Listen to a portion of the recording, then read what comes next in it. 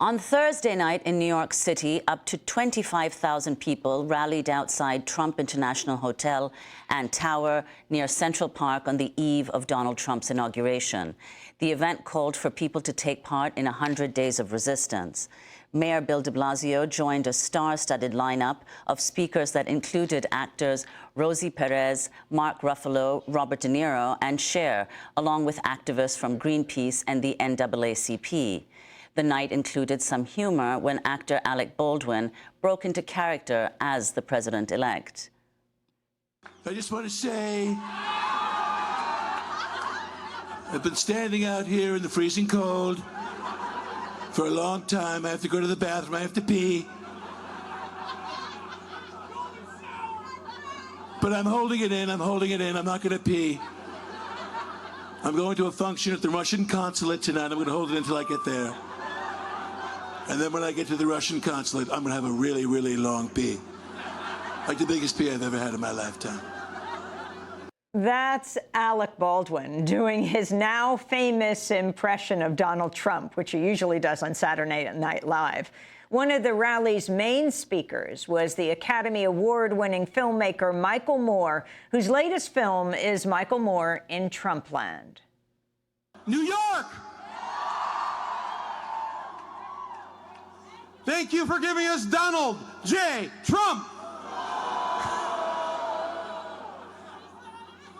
Now, first the bad news. I know. As bad as we think it's going to be worse.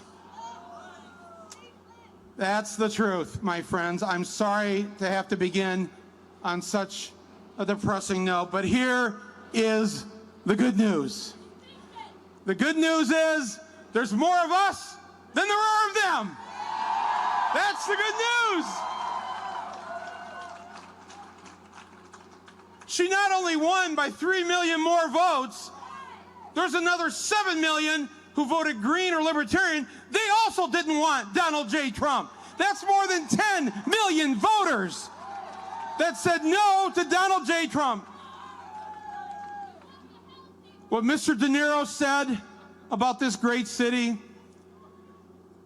and how sad it is that this man represents not just the city now, but the country. He does not rule with a mandate. There is no mandate. Keep this in mind in your moments of despair. You are not alone. We are the majority. We are the majority. Don't give up. I won't give up. Don't give up. Don't give up. No. No. No. See, we'll appreciate that. Wow, this is an incredible crowd here. You can't see, but they're still trying to get in from Columbus Circle. It's packed back there.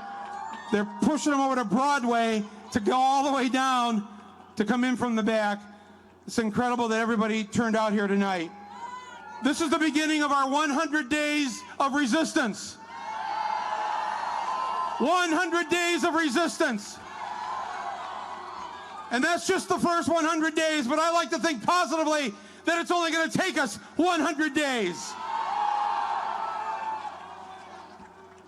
Tens of thousands of people are watching this right now on live stream all across the world. Welcome, all of you, to New York City. I want you to get out your devices, whatever you're carrying. If you're at home, go to 100daysofresistance.org. And there you can sign up, and we are going to have missions and different things we're going to be doing here in these first 3 months. Everybody, there's lots of groups, lots of people involved, whether you're a group or an individual. Everybody has to commit to doing something every single day now. Every single day. You don't have to quit your job. You don't have to drop out of school. It's just something very small you have to do. Every day, you have to contact your member of Congress or your one of your two senators, every day. It takes 3 minutes. Wake up, brush teeth, make coffee, contact Congress. That's the new morning routine. The phone number is 202-225-3121. You call that number any time of the day or night. A human being answers it. There's an actual 24/7 switchboard. Call that number. If you don't know who your congressperson is, that's okay. Just give them your zip code. Everybody knows their zip code. Give them your zip code and they'll go, oh, well, your member of Congress is Jerome Nadler. May I put you through? And they'll put you right through. In fact, you can say, no, I'd like his private line. Can I have a direct number? They will give you the direct number. Each of you have one representative and two senators. They only work 3 days of the week, Tuesday to Thursday. If you can't do it all 5 days on those 3 days, call your rep one day, call your senator the next day, and call your other senator the next day. And every day we'll be posting what we need to be pushing for. We need to stop Rick Perry. We need to stop Betsy DeVos right now. I know her from Michigan. She's helped to destroy our public schools. Who here promises to call Congress every day or at least 3 days a week? Who's going to do it? What's the number again? 202-225-3121. You're paying for the phone. You might as well use it.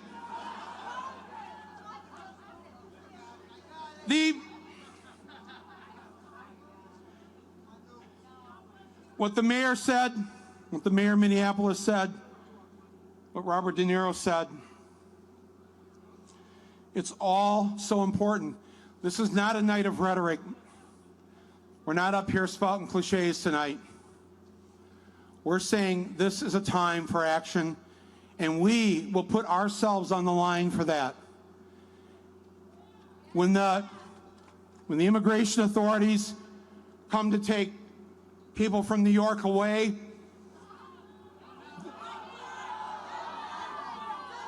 the mayor has said that's not going to be a cooperative venture. So if they decide to send the feds in anyways, we have to do something about it. I'm sorry to have to put this out there, but it's not just going to be about coming to demonstrations like this. We're going to have to put ourselves on the line. I'm sorry to say this. We're in a very dangerous moment in history where a malignant narcissist and a sociopath is in the Oval Office. This is a very dangerous moment. So when they come to New York to take our Mexican neighbors out of here, who's willing to stand in front of the George Washington Bridge and say, not unless you go through me? Who's willing to do that? Peacefully and non-violently. Who will stand at the Lincoln Tunnel or the Holland Tunnel and say, no, no, this is the United States of America? No. If he tries to put up a Muslim registry where Muslim Americans, keyword Americans, are supposed to sign up, I will be the first one to sign up on the Muslim registry. Who will join me? Who will join me? Will you sign up? Who will sign their name? Let's all sign our name. We are all Muslim. We're all Mexican. We're all women. We're all Americans.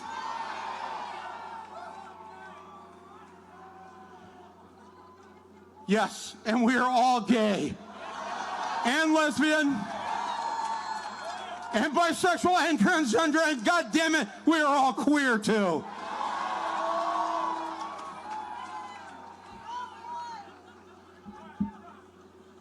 We're going to win, folks. A little bit of pain, a little bit of discomfort, but a lot of work on our part will stop this man. He will not last the 4 years. It's a dangerous combination, a narcissist and a public official, because it all is about what's in it for me. Me, me, me, me, me, me, me, me, me. And when they think like that, that's when they break the law, and that's when he'll go down. I have one other idea. I have one final idea. Some reporter was just asking me, well, what's the point of all this? Because no matter how much bad news he creates or there is about him, doesn't seem to affect him. I said, right, yes, that's right. He's not affected by the bad news when he talks about his sexually assaulting women. He's not affected by the bad news that comes out of him calling Mexicans rapists and murderers. That's right. He's not affected by that. What's he affected by? He's affected by comedy. He has the thinnest skin of any bully I've ever met. If you make fun of him, if you ridicule him, or if you just show that he's not popular. I remember the night after the election, on the 9th of November, a bunch of us just randomly got in the street and marched to Trump Tower. Anybody there that night? There weren't a lot of us, but it was a few hundred people. And he's up there in his tower, in his penthouse, tweeting, demonstrators outside my home. Unfair. Unfair. Why are they protesting me? Wrong. Wrong. I'm telling you, my friends, this is how he'll implode. It's his Achilles heel. And we don't need to just depend on the comedians to do this for us. Everybody here has a sense of humor. Use it. Use it. Participate in the ridicule and the satire for the emperor who has no clothes. Do this for me. Let's form an army of comedy, and we will bring him down.